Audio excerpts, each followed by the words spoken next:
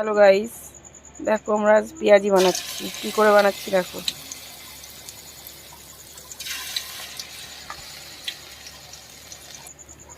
Guys দেখো, পেঁয়াজি হচ্ছে।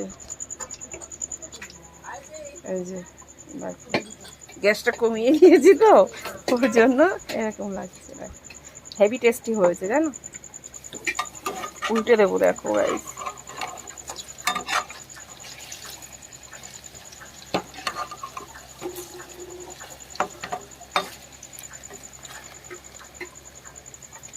দেখো গাইস, লাল লাল হয়ে গেছে, পুরো ভাজা হয়ে গেছে। এবার তুলে নেব।